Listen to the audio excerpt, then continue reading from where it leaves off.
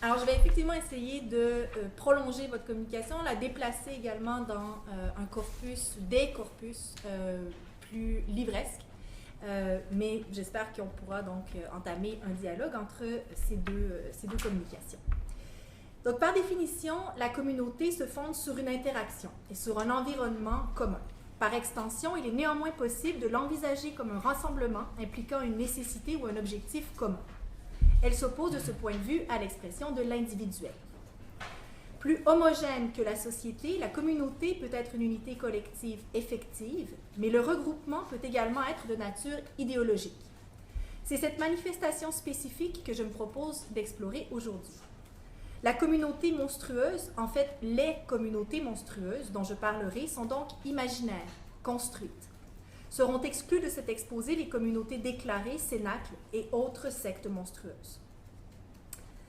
Si le monstre est une entité marginalisée, exclue, il n'en demeure pas moins que les cirques, comme les cabinets de curiosité, ont compris que sa récupération pouvait être payante.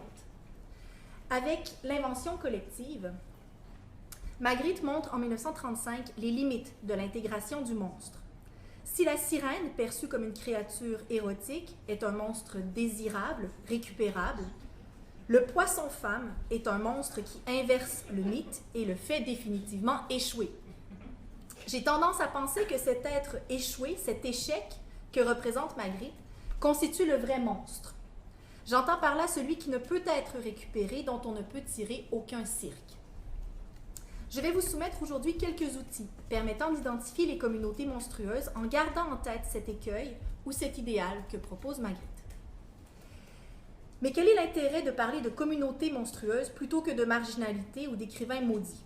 Pourquoi proposer une nomenclature de plus, une autre forme de classement? Le monstre porte une violence qui semble utile pour comprendre le mouvement que génère le littéraire. Parler de communauté monstrueuse a selon moi l'avantage de proposer une typographie tout en préservant le dynamisme de certains vecteurs qui animent le littéraire. Le monstrueux permet d'établir des catégories sans les figer. Depuis le 19e siècle, diverses encyclopédies, cosmographies, traités tentent de répertorier, classer et définir les monstres. De fait, dans les années 1860, l'anthropologie raciale affine ses méthodes, ses techniques, acquiert son autonomie disciplinaire et s'institutionnalise autour de la Société de l'École d'anthropologie de Paris. Je ne vais pas tenter de jouer maintenant les anatomistes, d'appliquer une sorte de craniologie au littéraire, d'en tâter approximativement les contours pour obtenir une silhouette normative qui permette de déterminer au toucher le bon livre du mauvais. Je vais plutôt essayer de comprendre comment s'établissent certaines communautés monstrueuses et quelles sont les limites de ces typographies. Issu du chaos et ne pouvant donc pas être conforme, le monstre subit pourtant diverses tentatives de classification. La pensée lui impose constamment son rationalisme. Le monstre a fait très tôt l'objet d'une appréhension scientifique dans la philosophie occidentale. Aristote est l'initiateur de cette approche rationaliste des monstres et se distingue par sa volonté obstinée mais prudente de rendre compte des phénomènes de l'anatomie physique, de l'anomalie physique des êtres vivants en les classant et sans rattacher leur existence à des interventions divines. Et quand bien même les informations de son traité de la génération des animaux sembleront lacunaires à un honnête homme du début du XXIe siècle, il signale par un souci admirable d'aborder empiriquement la question. L'intrusion du monstre renverse et agite la hiérarchie sociale qui lui oppose ces systèmes de classement. Ainsi l'affirme Patrick Thor, les monstres sont par les ressemblances qui, au même titre que les autres êtres organisés, les réunissent en groupes naturels, passibles d'une classification en genre. Les différences de moindre amplitude coexistant avec les ressemblances génériques constituent en outre, comme dans les groupes normaux, des divisions de rang inférieur ou espèces. Un passage du désordre à l'ordre s'effectue alors, opération qui, peut-on le craindre, altère la monstruosité. Le monstre est celui qu'on exclut de la cité pour sa différence. On le veut ou on le voit comme unique, stérile. Il ne peut se reproduire, il est seul et le restera. De ce point de vue, le monstre, individualité absolue, s'oppose par essence à la communauté. Mais que se passe-t-il si la cité exclut un grand nombre d'individus? Ces marginaux ne deviennent-ils pas une communauté? Ne risquent-ils pas alors de se reproduire? La communauté monstrueuse est-elle un paradoxe qui dissout la définition? Ce sont les questions que je propose d'explorer maintenant avec vous. Divers philosophes biologiques penseurs ont établi des critères pour classer les monstres. Empédocle, par exemple, a imposé une typographie qui a été largement reprise et adaptée. Il prétend que les monstres naissent soit par excès de semences, par manque de semences, par perturbation du mouvement, par division, par déviation.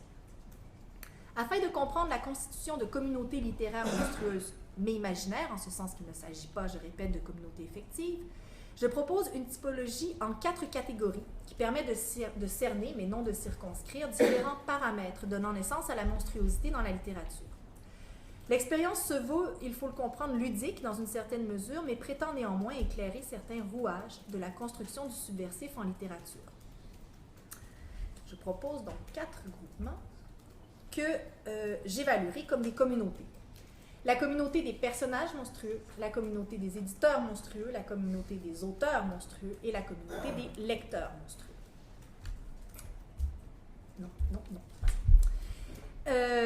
Donc, pour la communauté des personnages monstrueux, Frankenstein, le créateur et non la créature, Dracula, Jean-Baptiste Grenouille pourraient tous servir de modèle pour définir le héros monstrueux. La présence d'un protagoniste monstrueux est probablement le premier critère d'identification de l'objet monstre dans la littérature. Dans cette première catégorie entre de façon spécifique, mais non exclusive, la littérature qui met en scène un monstre, ce qui ne signifie pas nécessairement que l'écriture ou l'auteur qui supporte le personnage soit à son image. En introduction du Roi des Ombres, le narrateur de Michel Tournier s'interroge. Et d'abord, qu'est-ce qu'un monstre? L'étymologie réserve déjà une surprise un peu effrayante. Monstre vient de montrer. Le monstre est ce que l'on montre du doigt dans les fêtes foraines. Et donc, plus un être est monstrueux, plus il doit être exhibé. Voilà qui me fait dresser le poil à moi qui ne peut vivre que dans l'obscurité et qui suis convaincu que la foule de mes semblables ne me laisse vivre qu'en vertu d'un malentendu parce qu'elle m'ignore.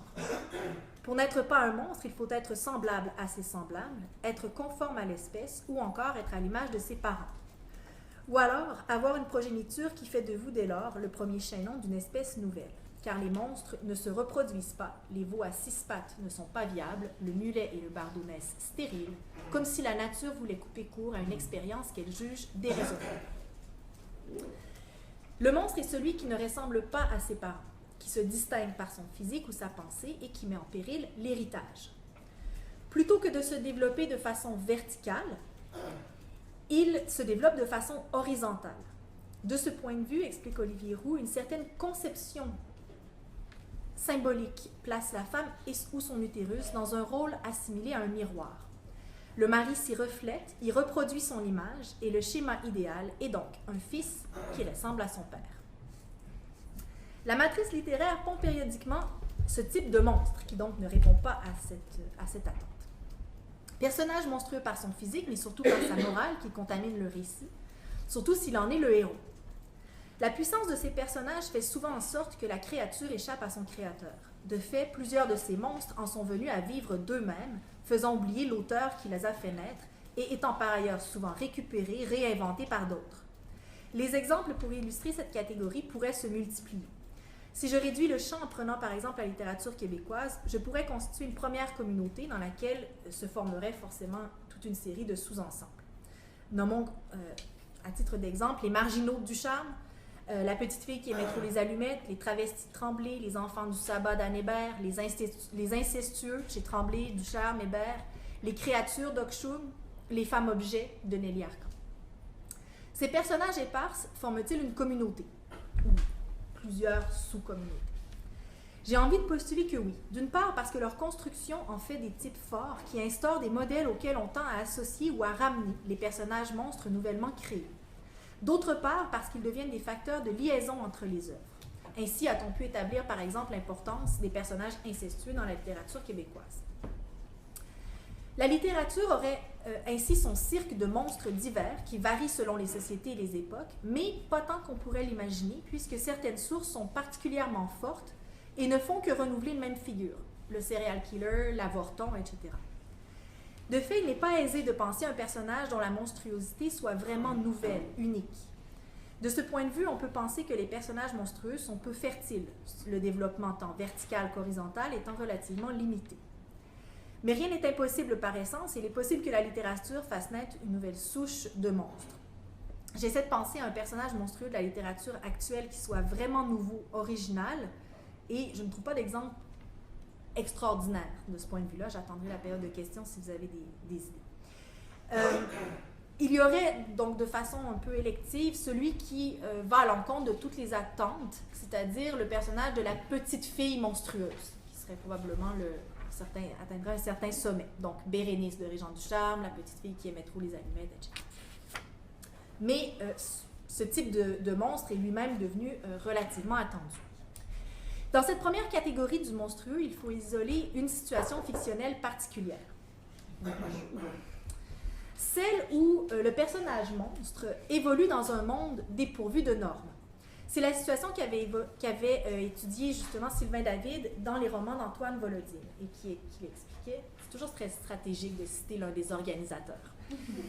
Dérogation à une norme, que celle-ci soit biologique, esthétique ou morale, on est moins monstrueux en soi que perçu comme tel par le regard de l'autre. De fait, la notion de monstruosité s'avère contingente, historique, sociale. Mais peut-elle exister sans la contrepartie d'une altérité sous-jacente? Le monstre a-t-il sa raison d'être dans un univers désormais dépourvu de toute forme de dialectique? Peut-on qualifier de monstrueuse une collectivité où chacun serait également anormal, dégradé? Qu'en est-il de la figure du monstre dans un tel état de société?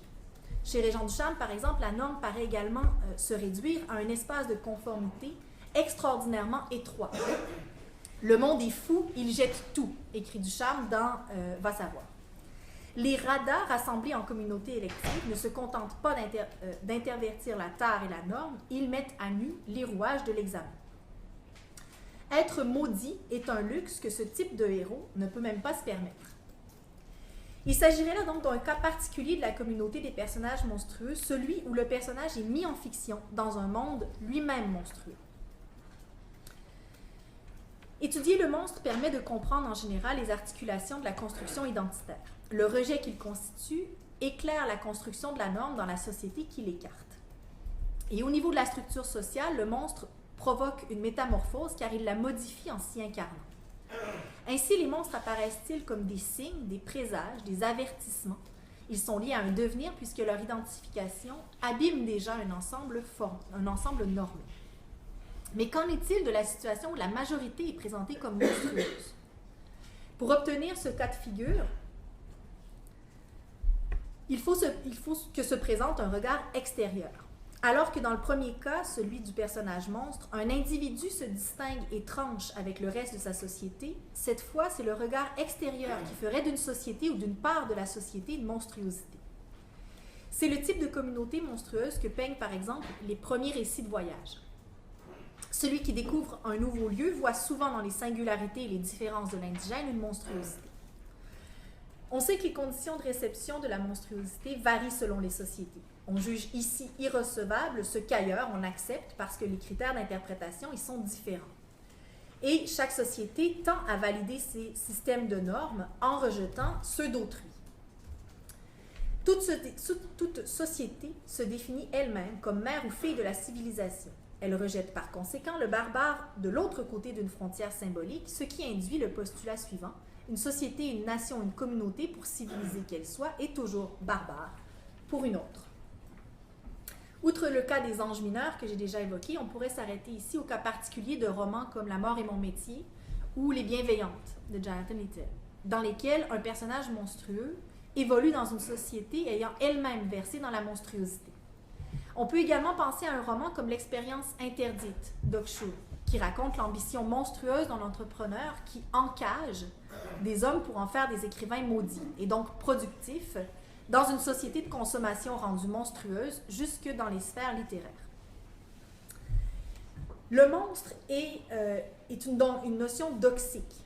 Il donne accès à l'envers d'une société où sourdent ses angoisses, où se fabriquent ses cauchemars.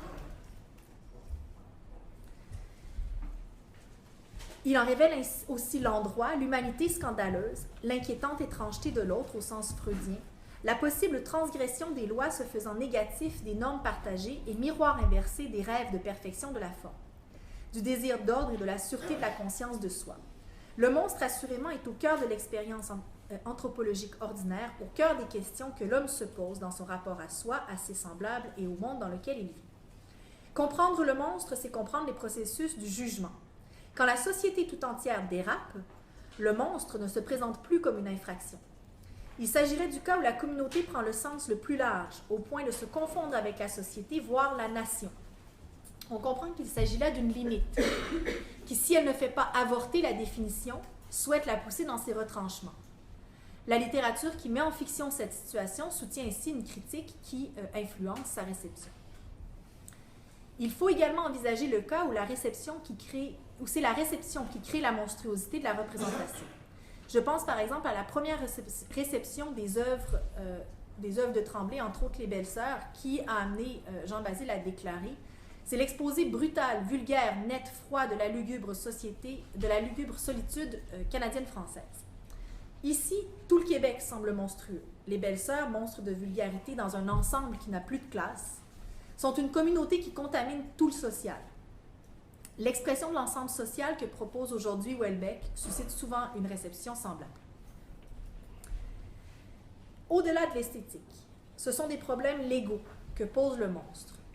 Si depuis l'Antiquité et le Moyen-Âge on s'est intéressé au monstre, c'est parce que se posaient avec lui les questions du droit à l'héritage, aux bénéfices sociaux, au mariage, au baptême. Peut-on marier, baptiser, donner droit à l'héritage à un monstre? Ceci m'amène à interroger une dimension légale spécifique du texte monstrueux, soit sa dimension éditoriale. Qui accueille, qui héberge ces textes et leur permet d'exister?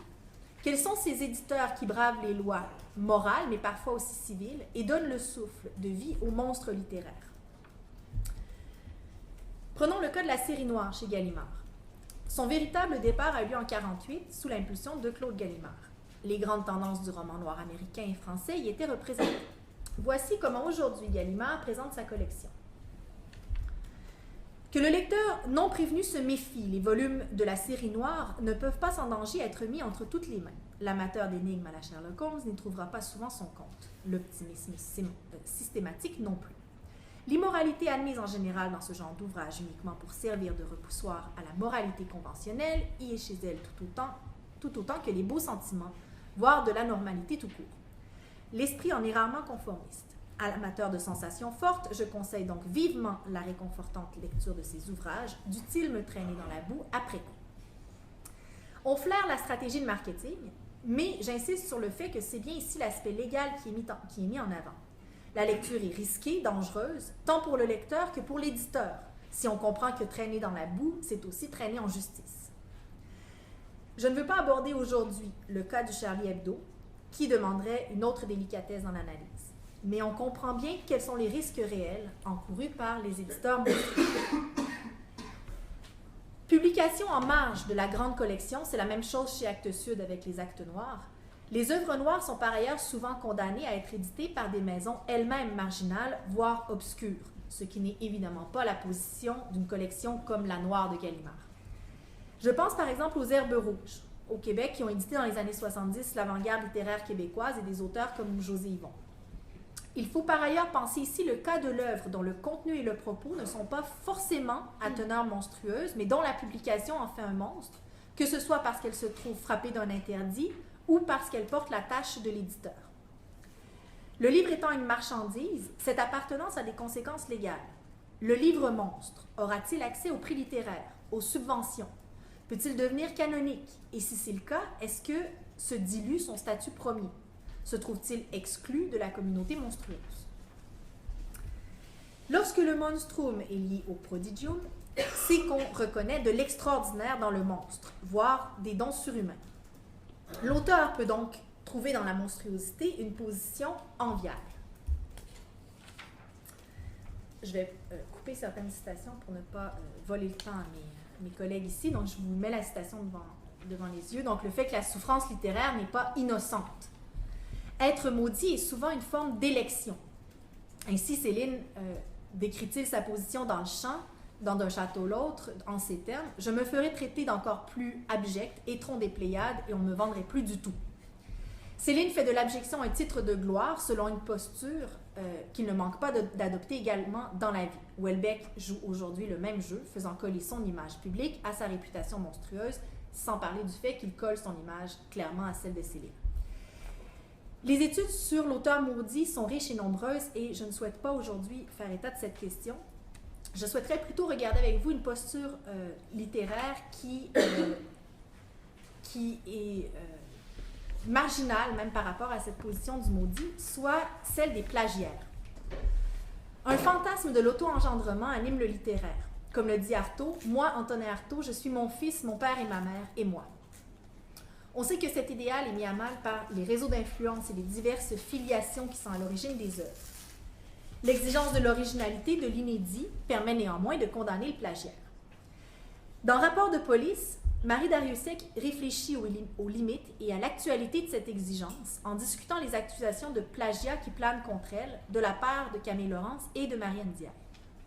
Elle explique par ailleurs que certains auteurs voient le thème, l'idée, voire le style comme une propriété, alors qu'elle-même se dit flattée si elle provoque ce type de postérité. Elle écrit « L'originalité superposée à l'authenticité devient le lieu commun, centré sur une certaine idée du moi, garant, je me dépêche, garant d'une parole sûre, tenant d'une vérité vraie et pure de son incomparable douleur. Sorte de cannibalisme ou de vampirisme littéraire, le plagiat serait le crime d'une certaine catégorie d'auteurs monstres qui, partageant la même cellule, constituerait une communauté criminelle particulièrement détestable. Et cette communauté, si on se fie à l'essai de Dariussec, serait relativement peuplée puisque les plagiaires, du moins ceux qui en sont accusés, sont nombreux.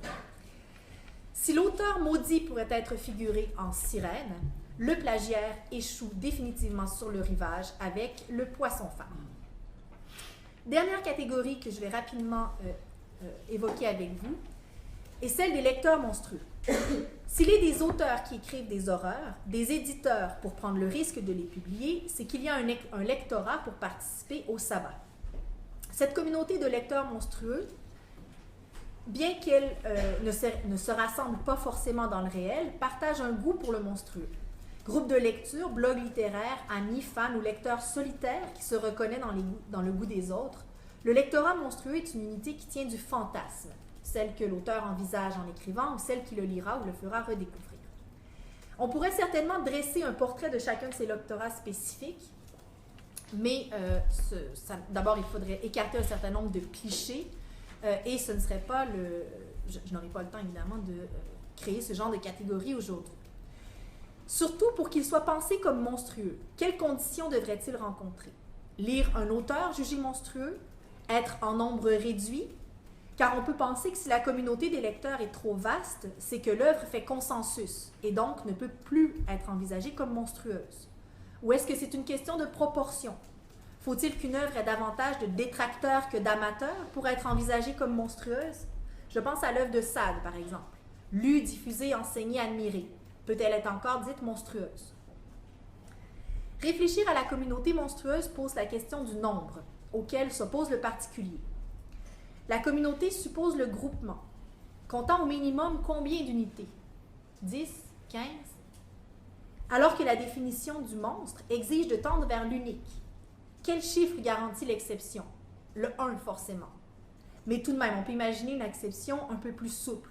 Mais combien peuvent se targuer de concert d'être exceptionnels? Ceci m'amène à me demander si les catégories que j'ai envisagées ne devraient pas plutôt être croisées pour identifier les quelques cas de figure qui répondraient véritablement à la définition de la communauté monstrueuse, avec tous les paradoxes qu'implique cette formule envisagée maintenant comme une équation. J'avais préparé de très beaux diagrammes dans lesquels se croisaient tous mes ensembles, mais je suis arrivée à un chaos absolu et je vous épargne donc le résultat de cette mise en forme. Le cabinet de monstruosité et de curiosité que je viens de constituer identifie-t-il une communauté monstrueuse suprême, celle qui joindrait toutes les autres? Faut-il penser que les sujets se retrouvant dans cette intersection constituent la crème du monstrueux? Cette case ne risque-t-elle pas de demeurer vide? Cela dit, si on se fie au destin de la case vide identifiée par le jeune dans la représentation autobiographique, il faut croire que la littérature aime à s'engouffrer dans les intersections improbables et que c'est souvent là que se forge son devenir. Merci.